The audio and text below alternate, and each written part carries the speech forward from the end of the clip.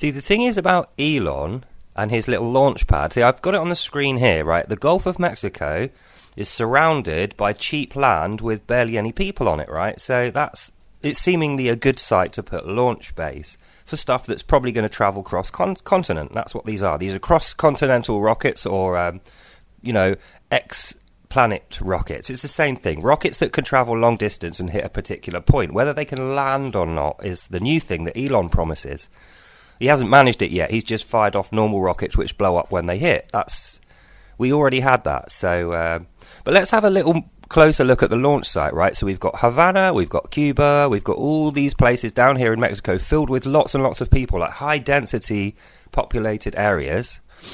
And his launch pads are along here. Now, the reason they're along here is because there's no people here where the blast radius over this Gulf of Mexico, that's the blast radius of when the rocket takes off. So you can't have animals or people inside the blast radius. And that means there's only a few points around the Gulf of Mexico you can use.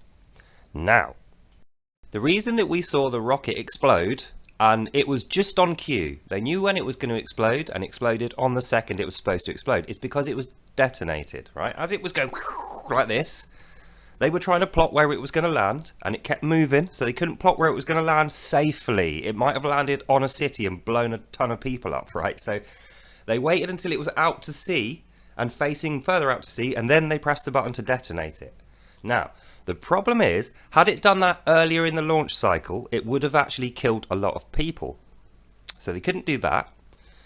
And where the launch pad is, they could have actually blown it up on the launch pad, and only a couple of people would have been injured or killed. Lots of animals and land would have got scorched and ruined. It would have cost a fortune, but people's lives would have been not that in danger. Maybe one or two, like I say. But that's on a small rocket like we saw. That rocket didn't have much space in it at all. Now, I keep reminding people that Elon promised to put him and 99 of his friends inside one of these rockets off that Gulf of Mexico launch pad. Now, we saw the size of that rocket with hardly any people and hardly any space in it, or hardly anything at all in it, really. It only had simulated load and one thing just in case it did get to space, which got blown up. So now imagine that rocket 100 times its size.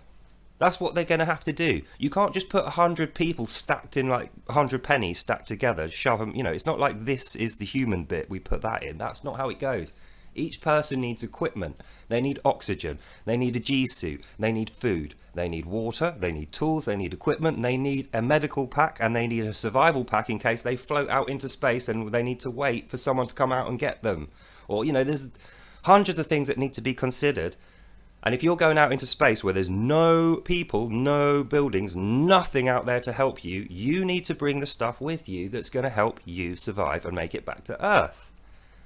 So that's why this rocket needs to be like 100 times bigger. I don't care what you say, Elon. It's not a case of stuffing 100 people into a microwave and then firing the microwave out of a cannon. That's effectively what he's doing. That rocket had no chance of being reusable. No chance. That's how I knew it wasn't going to take off and land.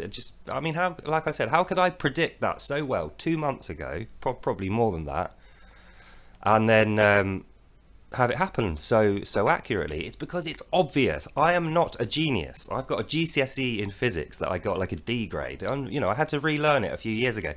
I'm not that great at science, which is why I'm talking to you on here, and I'm not working for NASA or someone like that. But then you got Elon. How is he going to... All right, someone, please contact me. I'm sick of getting it in the ear from people who are just like Elon fanboys. I'm not a fanboy. I don't mind Elon. I've never met the guy, like I say. I don't like the fact that he's making these promises that are never going to come out. Like, I've just shown you the Gulf of Mexico launch pad, and the surrounding areas are full of people. Half of them are Mexican and not even Americans. So can you imagine... Elon, when he set up his launch pad, he thought, great, yeah, we'll do it here. Mexican, they'll be easy to bribe. I'll be able to pay them to destroy bits of their land. They won't mind. They'll take the money. And then he thought, well, I've got endless amounts of workers. I can just employ loads of Mexican people because they seem to want to come over here for work. So it's cheap. That's how a business guy thinks, not a scientist. That's what we've got with Elon. He is a talker, a business talking head. He's not an engineer or a scientist. Well, he is. That was a stupid thing for me to say. He's not a top engineer scientist guy. He's not the guy who's making SpaceX rockets work.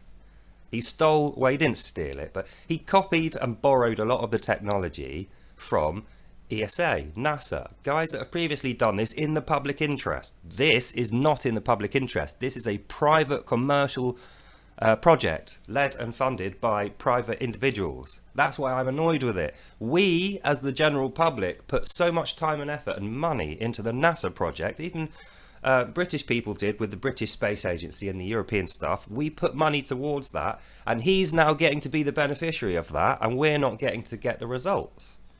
Notice he didn't say he's going to take 100 of us up to space. No, he's going to put 100 passengers on his flights, and they're going to have to pay a lot of money, and it ain't going to be any of us lot, because we don't even want to go to Mars. Think about that as well. Why does he want to go to Mars? Yeah, exactly. It's not because it's a lovely place to live that we're all going to really enjoy moving to, and it's not because we think here's going to get destroyed. So it's not maybe as good as an idea as you think.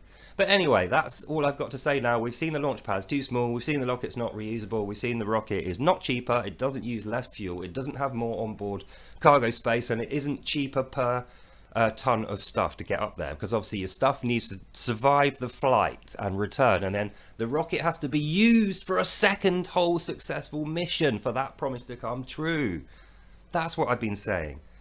This rocket has got 0% chance of ever successfully having a second flight and landing a second time.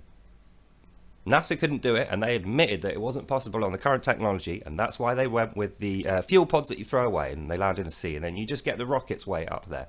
That's the thing that they should be doing, rather than telling us that they're making these magical reusable rockets, which they're not. They're not reusable. We've blown up 3 and we've used them all one time. So the next one's going to be the 4th rocket that we haven't managed to reuse.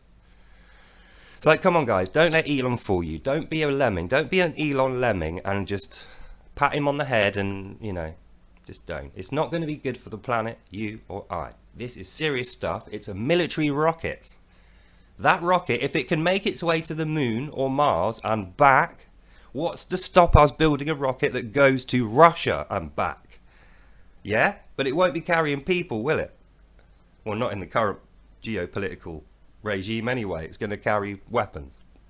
Anyway, so think about that, and please try not to be an Elon lemming. It's detrimental for you, everyone you know, and me, and everyone else if we do that. We've got to be more careful with the environment.